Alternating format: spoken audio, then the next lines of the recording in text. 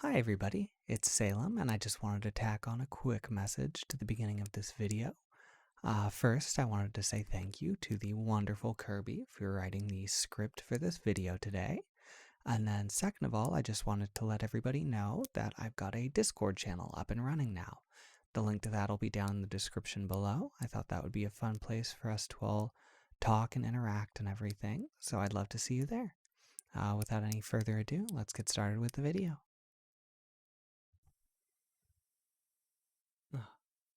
Hang on just one moment, please.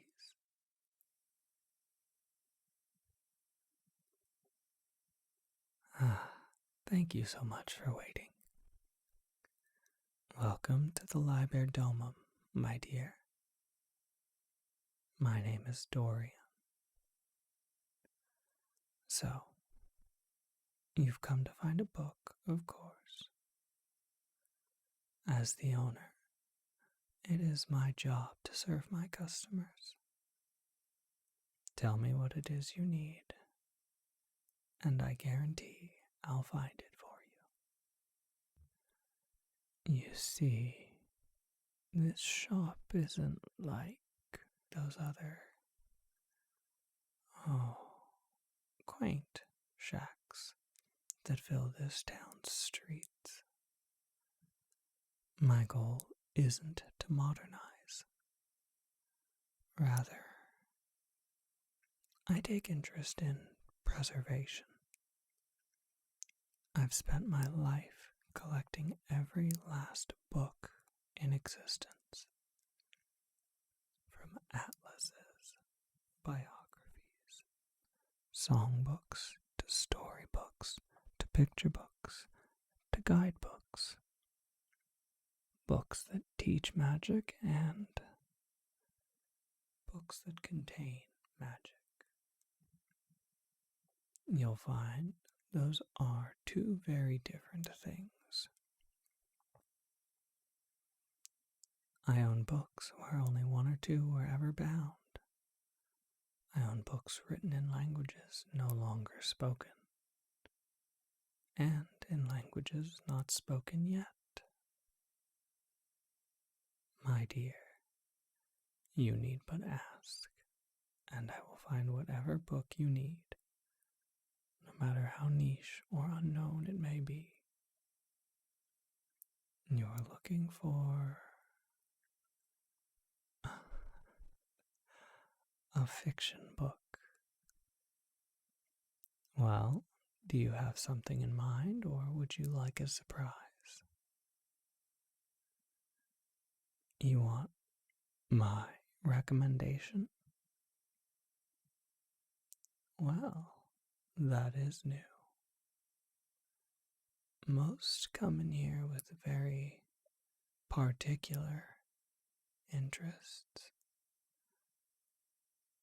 Not many are able to surprise me anymore. You are an interesting one, my dear.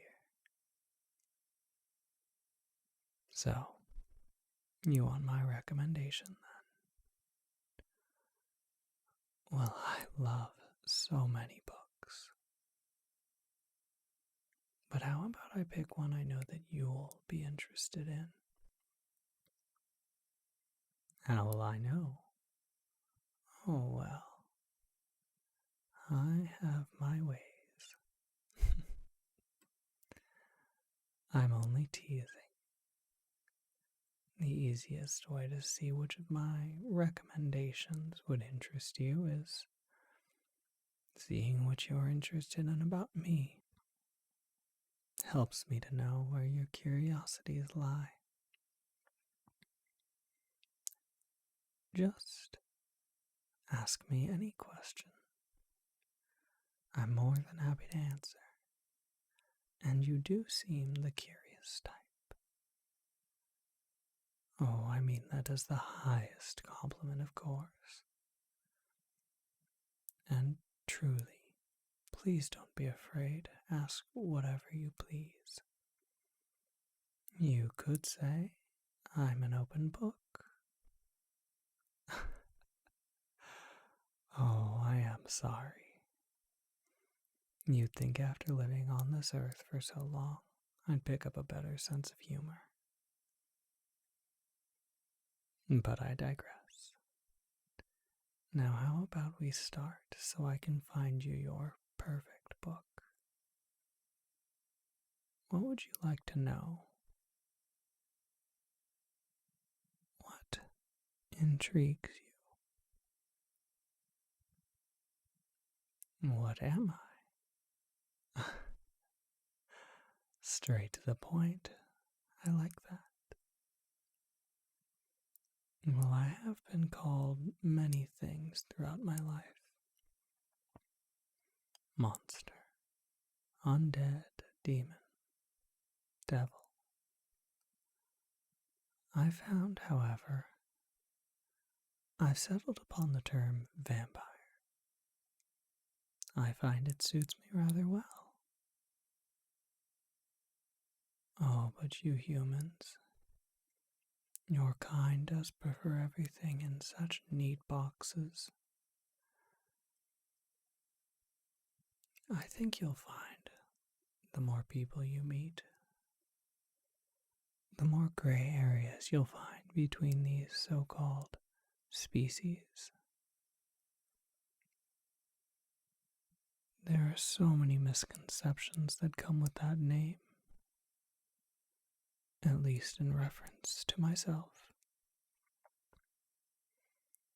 Firstly, I don't drink blood to survive, rather to heal.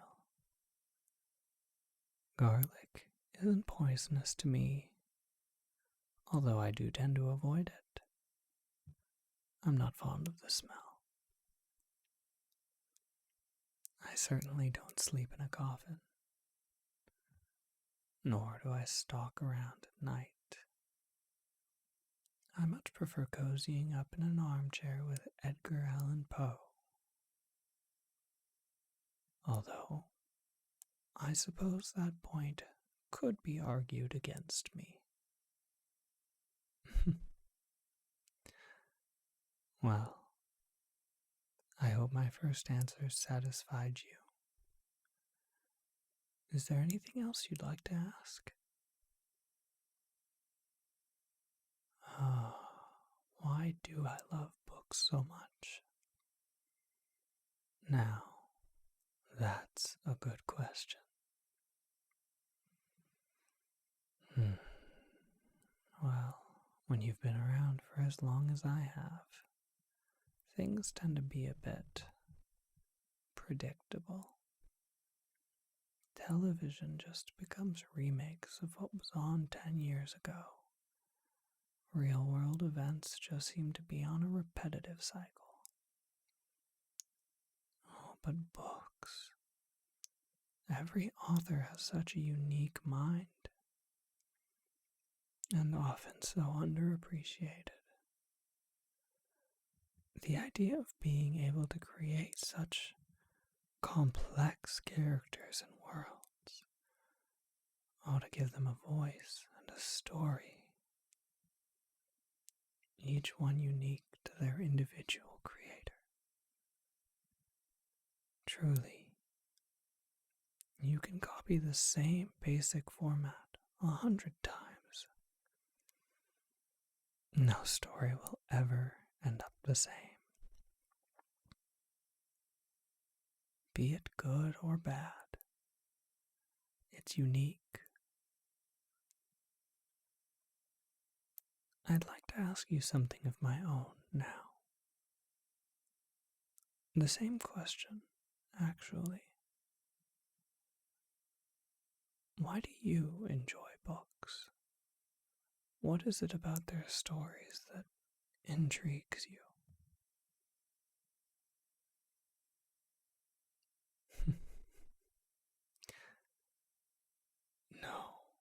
No, I'm not laughing at you, my dear. That was a lovely answer. I just realized I've always been so wrapped up in my own reasoning. I've never considered that before. Your view on these things is intriguing, refreshing, even. Oh, now, what's my favorite book? That's a much less nuanced answer. I don't think there's an English title for it. It's a short story written in the latter part of the 1600s. It's about a god of nothing in particular. He finds himself quite alone in the ethereal plane. He lives entirely unnoticed by the gods, and he's unknown by the humans on Earth. He takes on a human form, and he decides to roam the Earth for a while, to amass followers so he may not have to be so alone anymore. Most people cast him away, thinking him a fool. After all, why would they worship a god so insignificant? He couldn't produce a harvest, nor heal the wounded. What good was he? He held no resentment towards those people, however, and continued on his journey. At a crossroad, he met a girl with ebony hair and a face of no significance. But, oh, she listened to the gods preaching, and she agreed to worship him. The god is more than satisfied, and he makes his way back up to the ethereal realm. Oh, and he keeps watch over his follower. He watches them build a shrine, and he accepts her offerings of wheat and fruit. The other gods ridiculed him for the meek rewards he was given, but he remained content and dutiful in his watch. By the end of the story, his follower had suffered through famine and through war, and this god wished he could have helped, but he knew it wasn't his place. The girl lived a long, fruitful life. She made do with what she had, and no matter what, she remained faithful to her God, a god of nothing in particular. It was the harshest famine that she finally succumbed to, when her body had aged and she no longer had the resilience of her youth. She knew it was coming. Oh, but she felt no resentment towards the god. She was unshaken in her choice. Her god had been one of kindness and of generosity. She had offered what she could, which many times wasn't much, but he did his job. You see, in the end you find out he was the god of stillness, of calm, of the present existence. He was the god of being and the god of contentedness.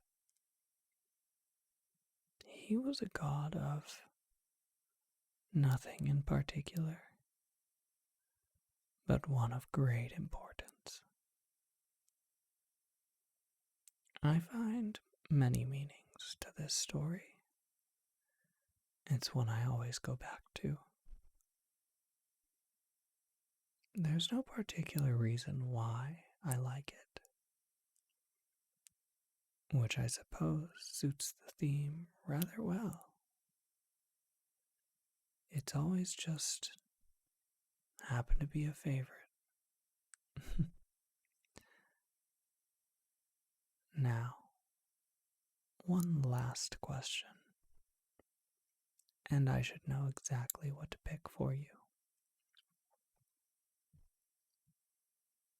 What am I intrigued by? Other than books, you mean? I. Well, I don't think I've ever been asked that before. I think people see my books, my collection, and they assume that is the totality of my interest. I suppose I can't blame them. Well, what am I intrigued by? People, I would say. I just find others so fascinating. People's mannerisms, their thoughts, their opinions, their motivations, and the way they think, the way people work. I suppose it's another reason why I like books so much. It's like being able to see somebody's soul, how they perceive the world. No writing is ever truly separate from its author, of course. Their thoughts, their feelings, their inclinations, they all color the stories that come out of them.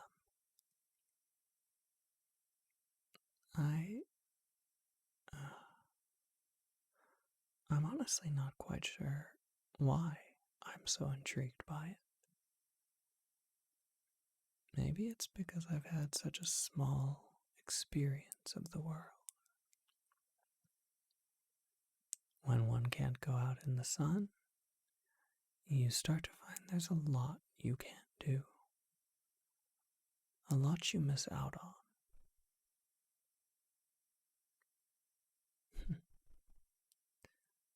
But at the moment, I have no interest in those things.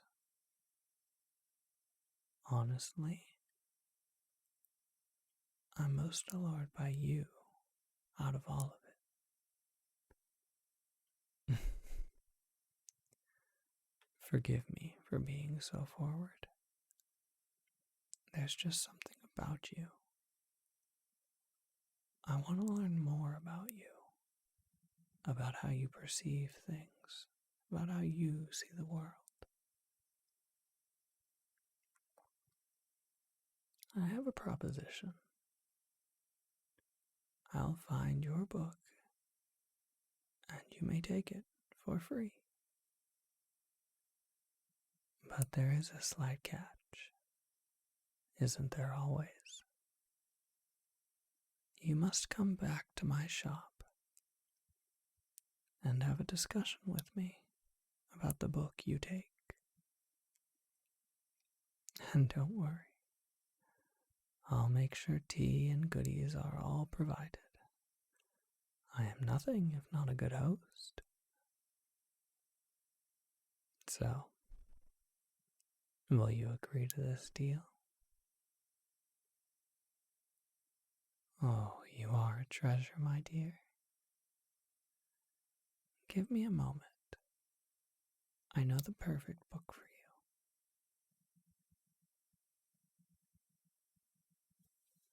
It's an old one. I believe this is a first edition. It was first published in 1860, but was only released to the public in the early 1900s because of some questionable themes to the story. I assure you, You will love it.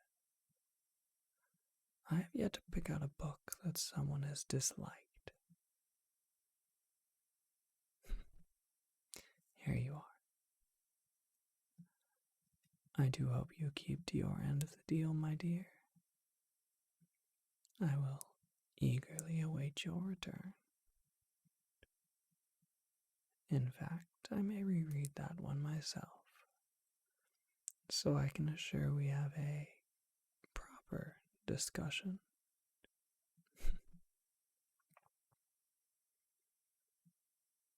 Until I see you again, my sweet.